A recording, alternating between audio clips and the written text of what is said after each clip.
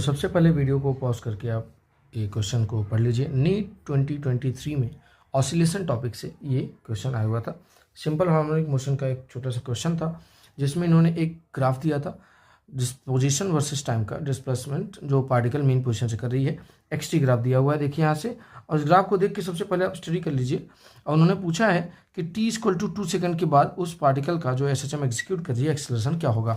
तो सबसे पहले आप अगर डिस्प्लेसमेंट का इक्वेशन लिख पाते हैं, इसकी पोजीशन का इक्वेशन लिख पाते हैं जो पार्टिकल एग्जीक्यूट करे SHM as a function of time, तो एक बार डिफरेंशिएट करेंगे तो आपको वेलोसिटी मिल जाएगा और फिर से डिफरेंशिएट करेंगे टाइम के रिस्पेक्ट में तो आपको एक्सेलरेशन मिल जाएगा। या तो आप इस तरीके से करें और t की वैल्यू 2 सेकंड आप पुट कर दीजिए, या तो आप एक्सेलरेशन कोई पार्टिकल अगर SHM एग्जीक्यूट कर रहा है तो एक्सेलरेशन का डायरेक्ट फार्मूला लगा सकते हैं। तो सबसे पहले मैं फार्मूले से करता हूँ। A= आप पढ़ते हैं एक्सेलरेशन के लिए क्या, -ω²x। ये कब, जब एक पार्टिकल SHM एग्जीक्यूट कर रहा है, x= हम यहाँ पे लिख सकते हैं A sin ωt, क्योंकि पार्टिकल कहाँ से स्टार्ट कर रहा है, अपने मीन पोजिशन से, है ना। तो ये इनिशियल फेज 0 ले रहे हैं, ये x के अलाउंग, तो x = A sin ωt। तो ω²x से आप पुट कर सकते हैं। ओमेगा की वैल्यू आप जानते हैं क्या होता है, ω होता है 2π/t टाइम पीरियड।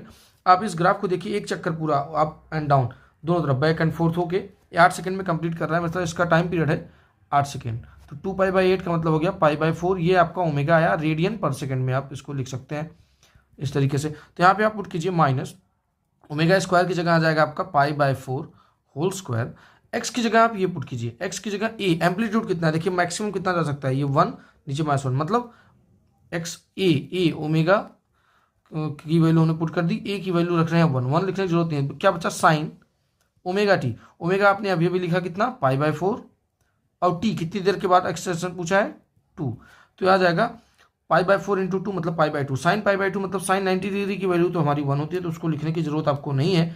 तो आपका एक्सेलरेशन जो पार्टिकल एग्जीक्यूट कर रहा है SHM, उसका एक्सेलरेशन हो जाएगा -π² मीटर पर सेकंड स्क्वायर।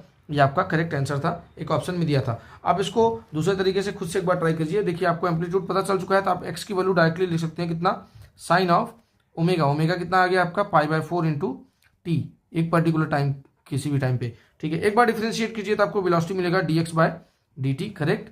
और जो dx/dt को फिर से एक बार आप डिफरेंशिएट करेंगे तो आपको एक्सेलरेशन मिलेगा कितना, dv/dt।